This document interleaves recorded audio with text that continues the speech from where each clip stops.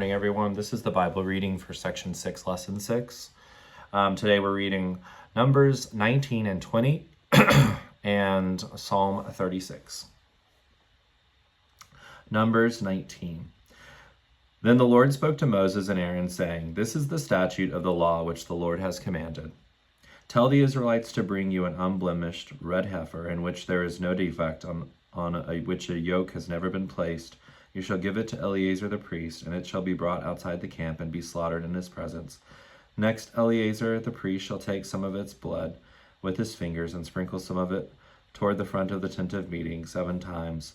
Then the heifer shall be burned in his sight. Its skin, its flesh, its blood, and its waste shall be burned, reduced to ash. The priest shall take cedar wood and hyssop and scarlet material and cast them in the midst of the burning heifer. Then the priest shall wash his clothes and bathe his body in water, and afterwards come into the camp. But he shall be ceremonially unclean until evening. The one who burns the heifer shall wash his clothes and bathe his body in water, and shall be unclean until evening. Now a man who is ceremonial clean shall collect the ashes of the heifer and deposit them outside the camp in a clean place. And the congregation of the Israelites shall keep it for water to remove impurity.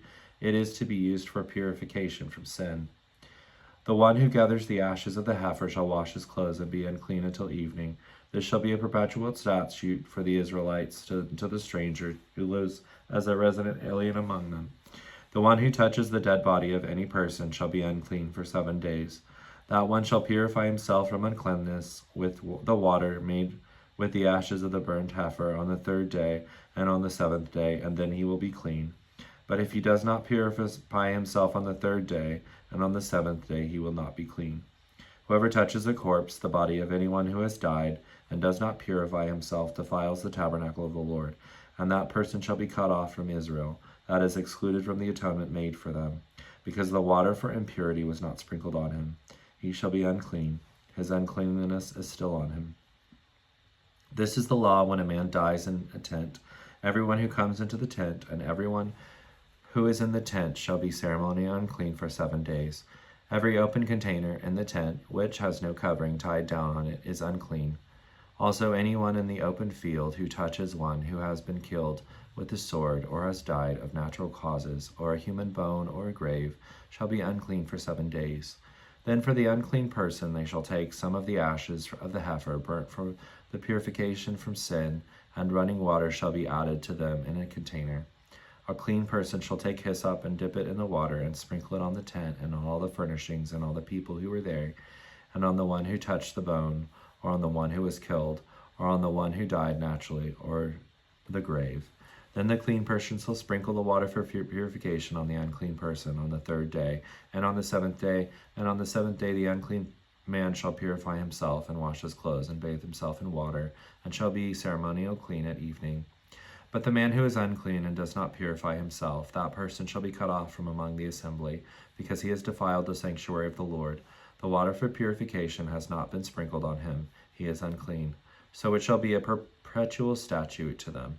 He who sprinkles the water for impurity on another shall wash his clothes, and he who touches the water for impurity shall be unclean until evening.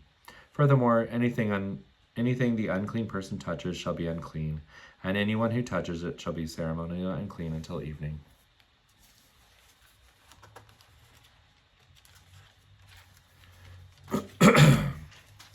Numbers 20. Then the Israelites, the whole congregation, came into the wilderness of Zin in the 1st month, in the 40th year after leaving Egypt, and the people lived in Kadesh. Miriam died there and was buried there. Now there was no water for the congregation, and they gathered together against Moses and Aaron. The people contended with Moses and said, "If only we had perished when our brothers perished in the plague before the Lord. Why have you brought up the assembly of the Lord into this wilderness to die here, we and our livestock? Why have you made us come up from Egypt to bring us to this wretched place? It is not a place of grain, or of figs, or of vines, or of pomegranates, and there is no water to drink."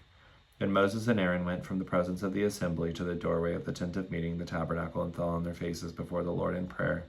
Then the glory and brilliance of the Lord appeared to them. And the Lord spoke to Moses, saying, "Take a rod, and you and your brother Aaron assemble the congregation and speak to the rock in front of them, so that it will pour out its water. In this way you shall bring water for them out of the rock, and let the congregation and their livestock drink fresh water. So Moses took the rod from before the Lord, just as he has commanded him. And Moses and Aaron gathered the assembly before the rock. Moses said to them, "Listen now, you rebels, must we bring you water out of this rock?" And Moses raised his hand in anger, and with his rod he struck the rock twice, instead of speaking to the rock as the Lord had commanded. And the water poured out abundantly, and the congregation and the livestock drank fresh water.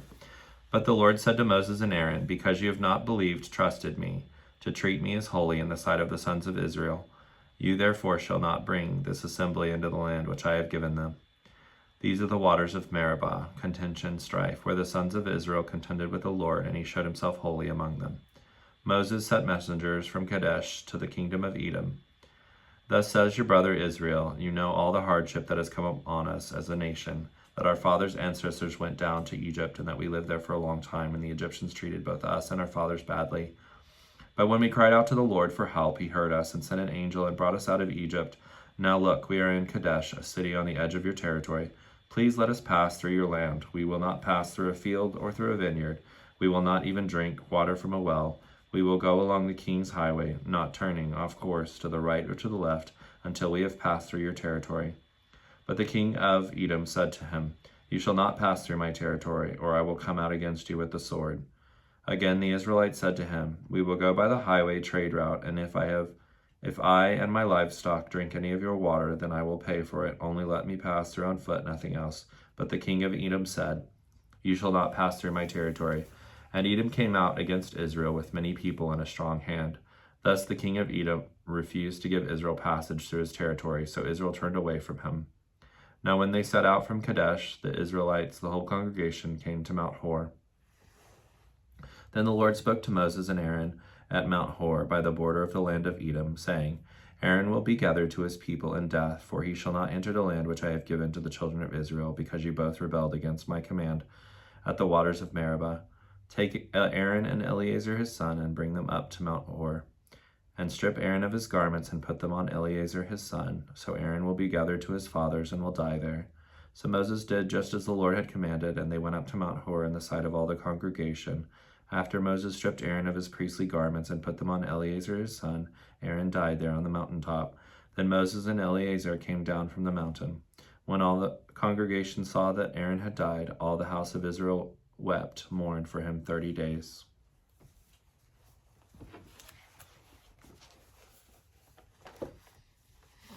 Psalm 36. Transgression speaks like an oracle to the wicked, godless, deep within his heart. There is no fear, dread of God before his eyes, for he flatters and deceives himself in his own eyes, thinking that his sinfulness will not be discovered and hated by God. The words of his mouth are wicked and deceitful. He has ceased to be wise and to do good. He plans wrongdoing on his bed. He sets himself on a path that is not good. He does not reject or despise evil. Your loving kindness and graciousness, O Lord, extend to the skies. Your faithfulness reaches to the clouds. Your righteousness is like the mountains of God. Your judgments are like the giant of the great deep. O Lord, you preserve man and beast. How precious is your loving kindness, O God. The children of men take refuge in the shadow of your wings. They drink their fill of the abundance of your house, and you allow them to drink from the river of your delights. For with you is a fountain of life, the fountain of life-giving water. In your light we see light. O continue your loving kindness to those who know you, and your righteousness salvation to those the upright in heart. Do not let the foot of the proud person overtake me, and do not let the hand of the wicked drive me away. There those who are perverse and do evil have fallen. They have been thrust down and cannot rise.